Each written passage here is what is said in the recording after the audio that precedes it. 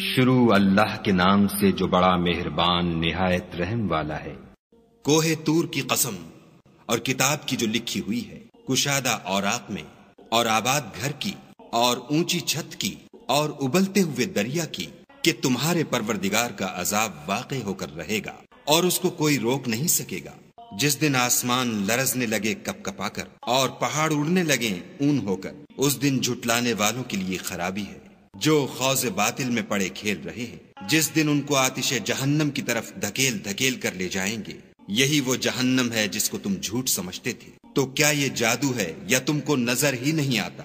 اس میں داخل ہو جاؤ اور صبر کرو یا نہ کرو تمہارے لیے یکساں ہے۔ جو کام تم کیا کرتے تھے یہ انہی کا تم کو بدلہ مل رہا ہے۔ جو پرہیزگار ہیں وہ باغوں اور نعمتوں میں ہوں گے۔ جو کچھ ان کے پروردگار نے ان کو بخشا اس کی وجہ سے خوشحال، اور ان کے پروردگار نے ان کو دوزخ کے عذاب سے بچا لیا۔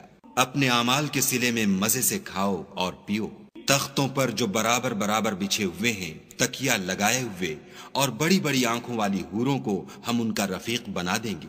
اور جو لوگ ایمان لائے اور ان کی اولاد بھی راہ ایمان میں ان کے پیچھے چلی، ہم ان کی اولاد کو بھی ان کے درجے تک پہنچا دیں گے اور ان کے اعمال میں سے کچھ کم نہ کریں گے۔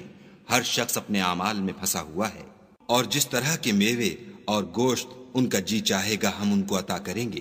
وہاں وہ ایک دوسرے سے جام شراب جھپٹ لیا کریں گے، جس کے پینے سے نہ ہذیان سرائی ہوگی نہ کوئی گناہ کی بات۔ اور نوجوان خدمتگار جو ایسے ہوں گے جیسے چھپائے ہوئے موتی ان کے آس پاس پھریں گے، اور ایک دوسرے کی طرف رک کر کے آپس میں گفتگو کریں گے۔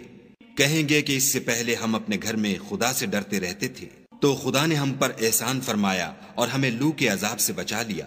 اس سے پہلے ہم اس سے دعائیں کیا کرتے تھے، بے شک وہ احسان کرنے والا مہربان ہے۔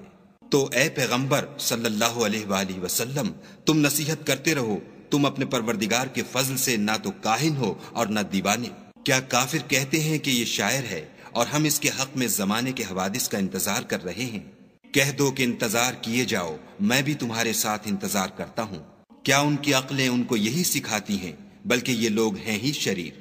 کیا کفار کہتے ہیں کہ ان پیغمبر نے قرآن از خود بنا لیا ہے؟ بات یہ ہے کہ یہ خدا پر ایمان نہیں رکھتے۔ اگر یہ سچے ہیں تو ایسا کلام بنا تو لائیں۔ کیا یہ کسی کے پیدا کیے بغیر ہی پیدا ہو گئے ہیں، یا یہ خود اپنے تئیں پیدا کرنے والے ہیں، یا انہوں نے آسمانوں اور زمین کو پیدا کیا ہے؟ نہیں، بلکہ یہ یقین ہی نہیں رکھتے۔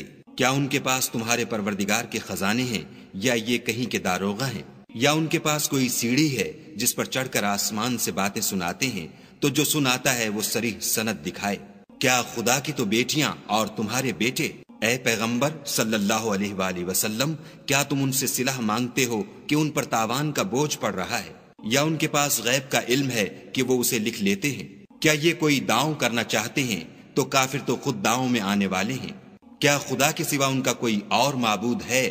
خدا ان کے شریک بنانے سے پاک ہے۔ اور اگر یہ آسمان سے عذاب کا کوئی ٹکڑا گرتا ہوا دیکھیں تو کہیں کہ یہ گاڑھا بادل ہے، پس ان کو چھوڑ دو یہاں تک کہ وہ روز جس میں وہ بے ہوش کر دیے جائیں گے سامنے آ جائے، جس دن ان کا کوئی داؤں کچھ بھی کام نہ آئے اور نہ ان کو کہیں سے مدد ہی ملے۔